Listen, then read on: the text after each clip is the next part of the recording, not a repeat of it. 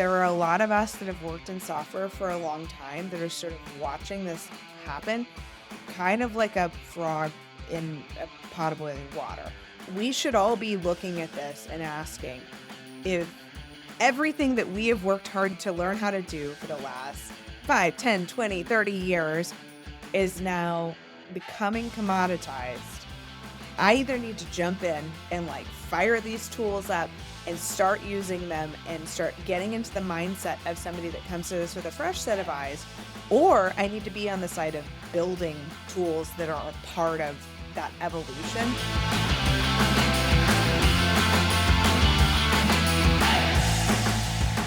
This is Next Gen Builders, the show for the growth and product leaders of tomorrow.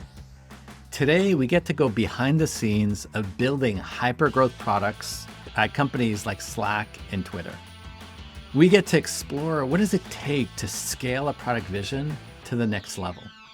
We're going to talk about managing founder dynamics and, of course, managing technology transitions to take advantage of the opportunities in front of all of us. And joining us today to talk through it all is April Underwood, Managing Director and co-founder at Adverb Ventures and former Chief Product Officer at Slack. Welcome to the podcast, April. Thanks for having me.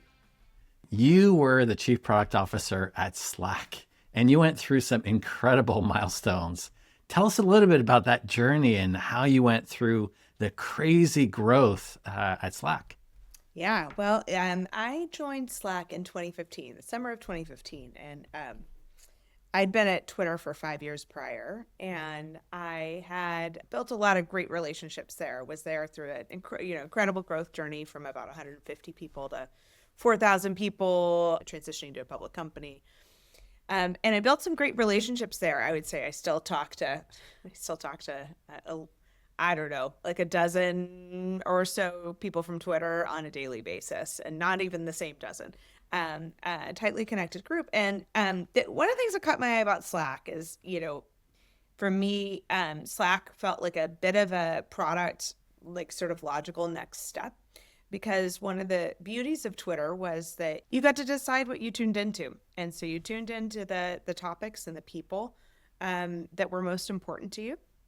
And you could have this real-time access. You could have very fast communication, immediate real-time content and interactivity about the things that you cared about most. And then you turn to your work communication, and it was like this huge contrast. It was email. It was slow. There was a ton of work done on the recipient to need to sift through and triage and decide what was important and what wasn't.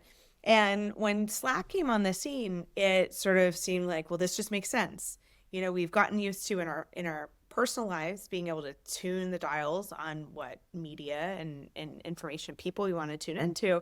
And work is similar. Work has a lot of background noise, and the people that are most effective like to tune in to and go very deep and have a high frequency and communication and a lot of shorthand with the people that are sort of in the circle, that are working on the project, that are working on the feature, that are working on the plan.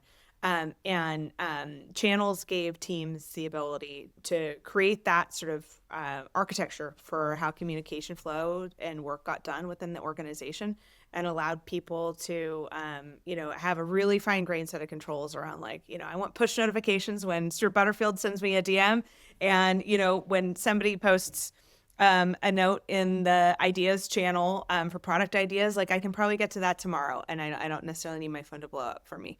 I can work on different cadences for different types of communication. So, so what that's to say is that I already loved the product before I got there. I started using the product socially and saw the tremendous potential for it in a work environment. And I met Stuart when he was looking for somebody to come run platform and build out really bring to life the possibility that Slack would be sort of the operating system, the control center for not just, message communication, but also the way that you interacted with a lot of different applications. And spent a bunch of time with him, got to know him and other folks on the team, and jumped at the opportunity. So I joined in 2015 initially to lead platform. And the whole team, we rallied and marched toward a big launch for the platform about 6 months into my time there.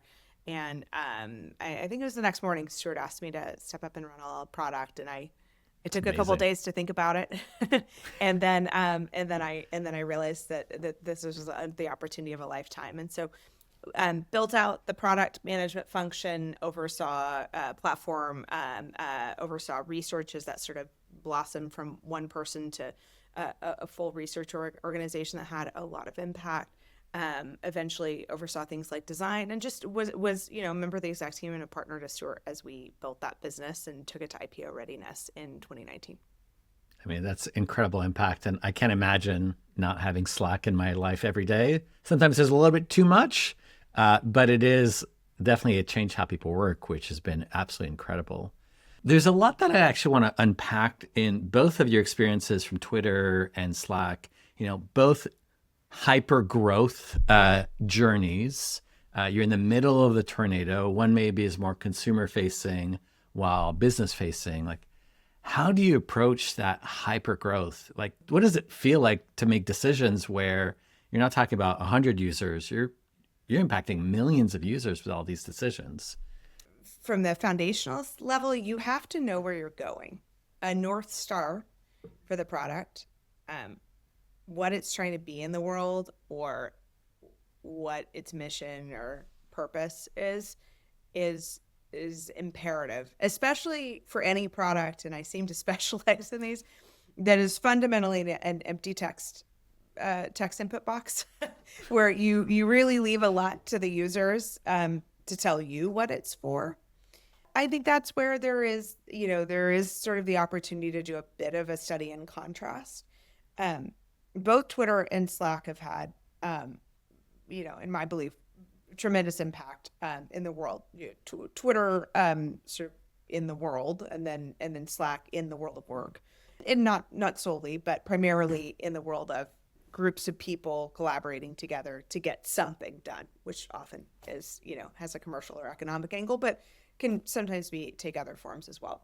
But both of them have had a ton of impact. However, I think that by the time I joined Slack in 2015, I felt like I deeply understood what Stuart's vision was and what it had always been and what it would be. And what's really wild is that it didn't really change. And what I mean by that is not in the form of not responding to the market. I mean, in the form of like, sometimes you get it right. Interesting. So like his vision was steadfast. Like he knew exactly where it was. Yeah. I mean, he knew Slack was like generally shaped as a handful of things. It offered this channel-based communication. It was a platform that other applications could integrate into and make it easier to work with all the tools you use, to work with all the people you use, work with all the tools you use. And then he knew that search was really extremely valuable. I think when Stuart pivoted the company from Glitch to Slack, he had a four bullet point deck. I don't remember it word for word the way that I did in 2019 and 2018, where I could recite it off the back of my hand. But let's just say it was right, and it would be a good descriptor of what Slack is today, and also what Slack is in 2015. And there was a lot of work that we had to do to sort of like fulfill to take it from the vision in 2015 into the product, what the product was by the time I left in 2019, and that the team has continued to do on to today. Were those principles the North Star for the product, or were they like the product principles, like be a good host? Or were those two things built separately? Like, because in a way you're trying to capture the founder's brain and vision and scale it across the organization. Yeah. That description of Slack that predated me was a description of what Slack was. It was, what's in the bag. And then the work of an organization as it grows is to make a million decisions every day about which things best serve that mission and which parts of that product vision are most important to the real human beings that are using your product. And that's where discretion and judgment and prioritization and a lot of the work that is the work of product and engineering and design leaders comes into play. the product principles that we did have a set of product or design principles, and those I would describe as the way that we thought about how we did the work. And we there was even a phrase that was sort of used in a glib way, like how we do. And actually the name of my firm, Adverb, is as a bit of a nod to what I've learned in my own journey, which is that it's not just what you do, but how you do it that matters, and that care for craft, that the consideration, the real deep empathy for the user, that these things really separate the very best products and the very best companies from everybody else. And so you got to have the what right.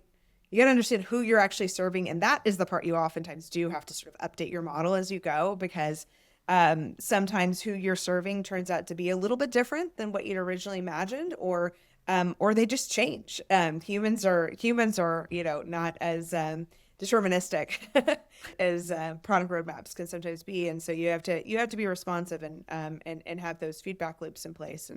But then on top of all of it, you have to think about, like, okay, there's a million companies could go after this opportunity. They could have the exact same roadmap. What makes us us?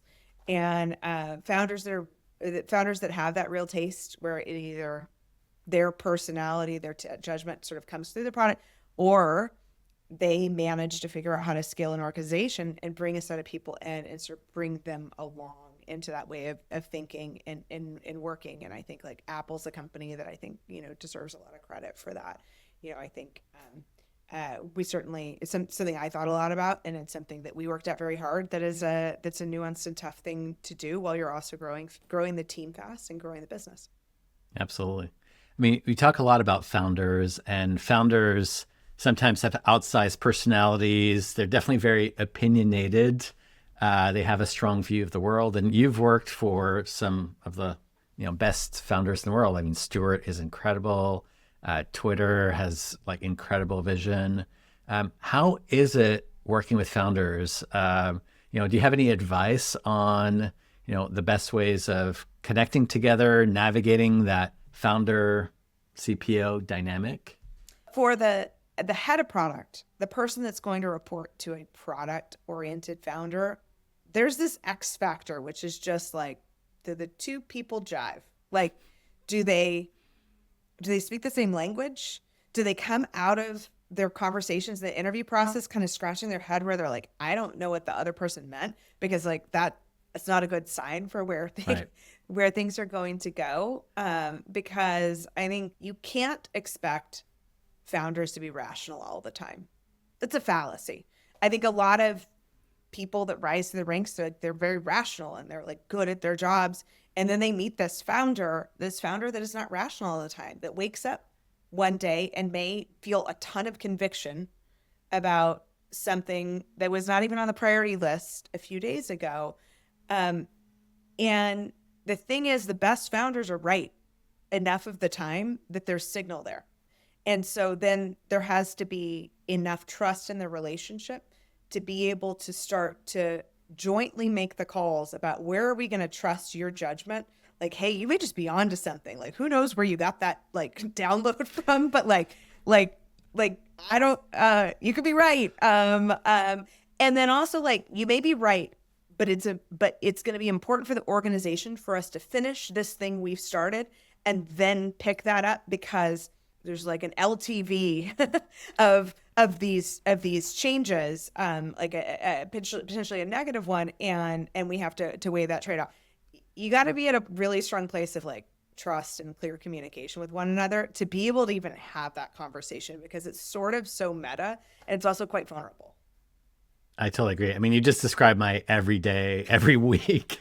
Hi, Spencer. And sometimes it's super frustrating. Sometimes it can actually be really frustrating, but sometimes it's actually empowering.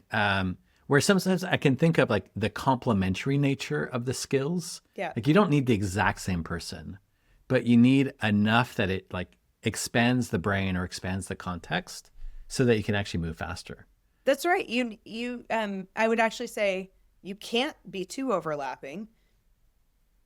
And so you need to come at it from different perspectives, and then also respect the value of what one another brings. Even if there are days where there's enough friction that on a personal level, it's just tough. You need to respect it. And I think that's one of those things that I think a lot of people, maybe when they are at the like director level, and probably folks that even, reported to me, I think that's tough because like you have enough visibility into the fact that your life as a product leader in a growth stage startup is not super predictable. And you've got people you've got to turn around to and explain when things go differently than you expected, or when you need to ask them to have some resilience and some flexibility in the face of a change. But they don't have that like direct line of communication to like be able to appreciate that there's wisdom there. This is also like, one of the things I really appreciate from my time now is realizing that gut instinct, and I, Stuart probably even said this just directly, but I feel like I also had to get there for first principles of my own. But like a gut, sometimes people feel like, oh, we're just going on gut instinct, we're not using data, da da da da. But like the thing about a founder, and hopefully over time, senior leaders and early team members, is that they have spent so much time in the weeds, talking to customers, looking at support tickets, what have you, that actually they have a bit of a data model. Like they have their own little LLM for what they're doing in their heads. And so they may be able to make calls quite quickly that look like they're going by the seat of their pants, but they're not. They're informed by 1,000 data points over many years.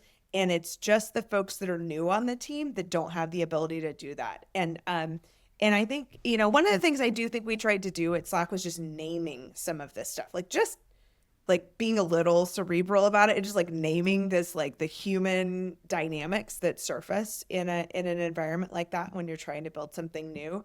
And I think that helped to some degree. And I think that I think at Twitter we probably could have been better about that. I don't think that, as somebody who capped out at director of product there, I would say I never really felt like I had like the full understanding of like, no, but like really, where are we going? Like, what are we actually doing here? And yet we still built, a hugely impactful and large business in spite of all that.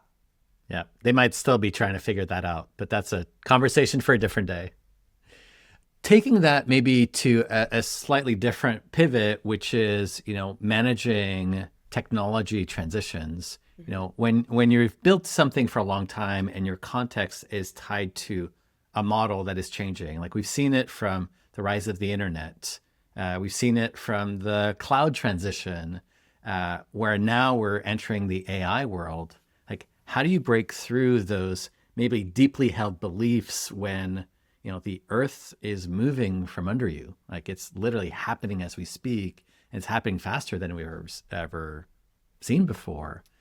Yeah, well, I believe that at every technology transition, the deck chairs on the like, three-legged stool, or like the, sort of just the ways in which the different product development functions relate to one another shift.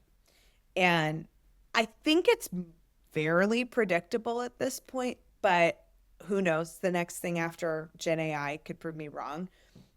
In both mobile and Gen AI, what I have seen is that you've come out of a period where the technology for the prior sort of like era had reached a level of like, pretty well understood, even commoditized in certain ways, and just sort of the ways that development happens when, we've all kind of figured out how to build mobile apps at this point, as of, 2023 or whatever. But when it was new, I found that product was not really in a place to lead from the front.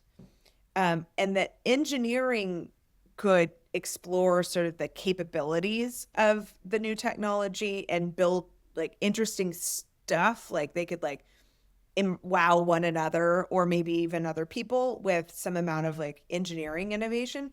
But when the rubber started to meet the road, when products started to become like daily mainstays in people's lives on mobile, it was when really strong designers had a hand in, and it's not even the last mile, but like literally the translation layer between like, this technology is so powerful, and then humans have like a set of biases and expectations about how software works, and they have a set of like jobs they're trying to do, and they have like a mood that they're in when they come to this app, and all of these, and like you actually have to like build that interface in an interaction model in a way that actually works for people. And I think I would assert that in generative AI, we're still in very early innings on this. I don't believe that like typing long things into text boxes and then getting long texts in return is likely the final state for how we're going to Mm-hmm. get the most power out of LLMs. I don't think probably anybody that pays attention to this space thinks that. And I have a belief that teams that have really strong design capabilities, or where there may be even be somebody with who's either a designer or a very design-oriented founder at the helm, or at least as a co-founder, have a potentially a meaningful advantage over folks that are short on that skill set. And once the designers like really figure it out, then unfortunately then everybody just is going to like there's prior art then, and it's like, why would you reinvent the wheel? And then I think you can start to see teams where maybe somebody's got an edge on the distribution or an edge on the overall product capabilities, and they get to just borrow sort of like the best of breed in terms of design.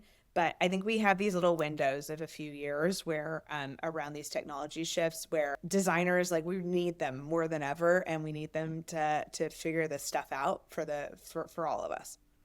I love that you brought design as actually, I believe it's a superpower for a lot of teams that can be underutilized, but is just untapped. And Yeah, I think you could do so much more. I agree. In these transition moments, is it best to go all in and be the first? Is it best to like play around and experiment?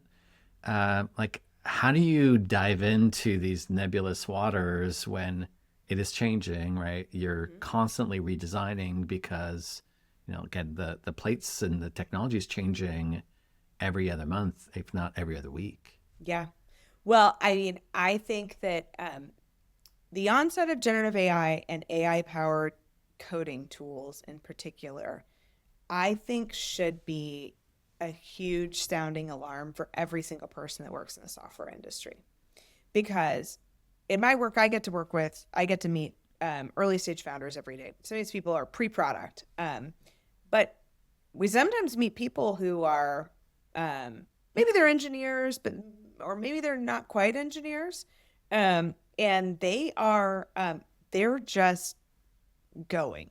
Like, they are picking up these tools, they're picking up the cursors and the windsurfs and the and so on, and they are opening up Claude or ChatGPT, and they are not losing a lot of sleep about like the way software got done in the past. And I think it's sort of an advantage.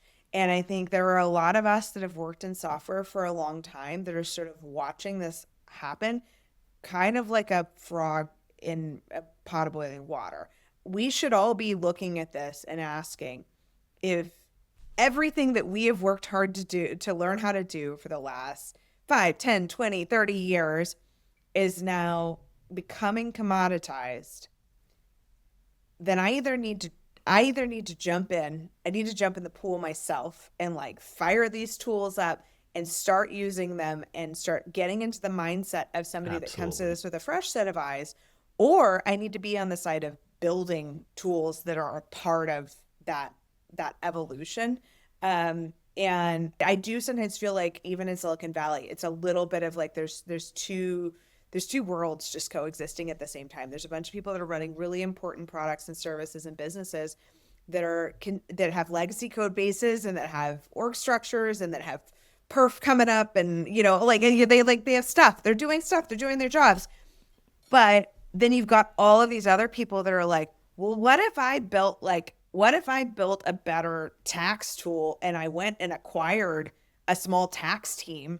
And then what if I acquired three more and I did like a PE roll up? And like, I mean, I think there are folks out there that are really rethinking the fundamentals of the role that technology plays and how it all gets capitalized. And I just hope to see everybody sort of embrace this and get their hands dirty. I have Cursor on my laptop. I did my first coding in like a while. Same. And I frankly found it really satisfying. And I think once you use it, it really starts to like light up the synapses of what the experience is to start a company or start building a product from scratch today. And that needs to be brought into more mature companies. Absolutely. I mean, you have to go in and do it and try to make it part of your everyday job. It can't just be a thing that's on the side. Yes. So you've transitioned from product to venture, and now you're meeting with lots and lots of founders, seeing a ton of incredible ideas, people, technologies. How do you evaluate, what is a great opportunity? Is it based on the talent? Is it the tech? Is it the drive? Like, you have a different view because you've lived it, and now you're hopefully picking ones that will have that same incredible impact on the world. Like, what do you look for, and how do you approach it?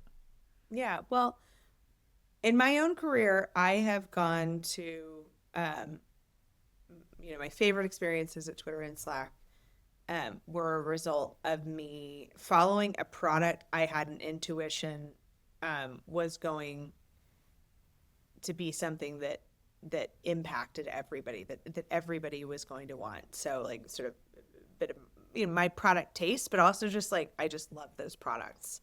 And then there was also my read that they were being built by teams that were really special, that had a combination of talent and certainly like access to capital and some practical things, but also just like some charisma at like the brands, products, people level, but you also could even like feel.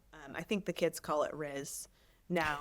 Um, Part of it is that, and it's just like you meet a set of founders, you believe that there's something they know earlier than other people. You believe that they have demonstrated that they have the ability to execute and actually capitalize on that insight that they have ahead of other people.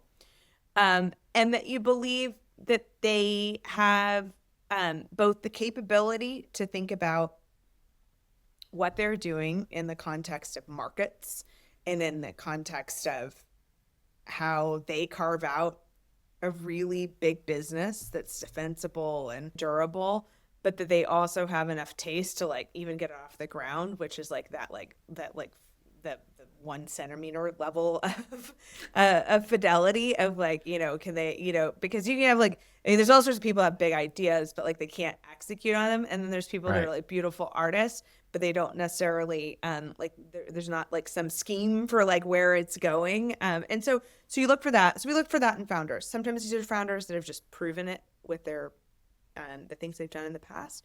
Sometimes they've proven it because in the nights and weekends they built something and you just can't ignore the early traction that like I didn't even know people were looking for Shotzi, for a GLP-1 companion app, but the founder built it in her nights and weekends, and by the time I met her, she already had like 6-figure consumer subscription revenue because and incredible reviews and people on Reddit saying that if you're going to take a GLP-1, the next step is that you need to download Shotzi. And so it's not always folks that like, did this within, such and such Mag 7 company. It can also be folks that identify a need and they just get hustling. And then I think, we look at the founders a lot. We look at, the shape of the business they're trying to build. Is it believable? Does it hold up against our belief about where the future and the economy and other sort of macro trends are growing? And then tied to that, does this business have tailwinds behind us? It's just so much easier to build something when you're part of a bigger trend. I mean, Slack was part of a bigger trend of the proliferation of workplace software and a cultural shift around bringing your whole self to work that manifests itself through emojis and through social channels and that sort of stuff. And then Twitter was a part of a bigger trend about people wanting to express themselves in a very public way and wanting to be able to connect with the whole world, not just the small number of people around them. And so, we love seeing businesses that are attaching themselves to something like that, where they don't have to create the activation energy. They instead are serving the people that have already been pulled into that. Yeah. I mean, timing definitely plays a role, but talent plays a massive role. All right. The TAM that you're going after plays a huge role as well. And quite frankly, then do you have a good idea? Do you have the tech? Yeah. Yeah. You have to have a good idea. It has to matter. And then you have to be able to actually take that idea the next step. Yeah, for sure. So taking everything that you've learned through an incredible career and now like working with incredible founders and leaders, if you could go back to your earlier self, whether it's beginning of Slack, beginning of Twitter, even coming out of school, what would you tell yourself back then? If I knew then what I know now, here's what I would do. I mean, I have to give my younger self credit. It took me 3 tries to get to Silicon Valley. Almost came for college, almost came after college, but graduated right into the dot-com bust, and got out here in '05.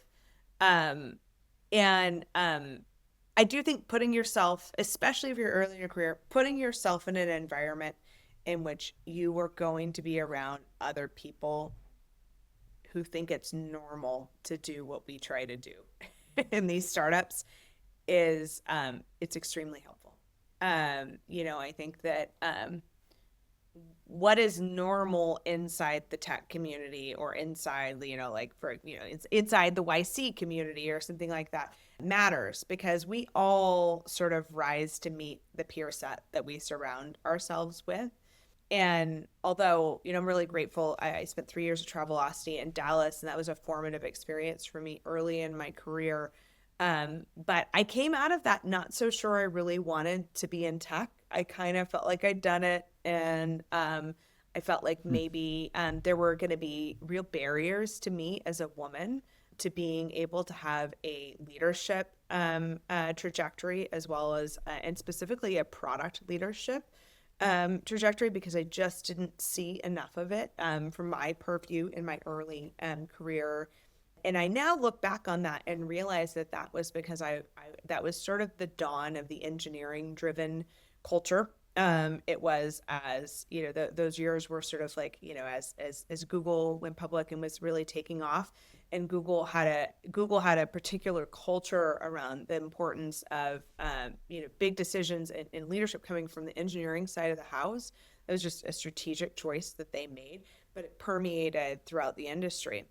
But what happened for me was when I got out here to San Francisco in 2005, and I started to get exposure to these like startups in San Francisco that were doing mobile apps and gaming and that sort of stuff, and nobody knew how any of them were going to make any money. I started to see more of myself having a career in tech, and sort of recommitted to it while I was in graduate school.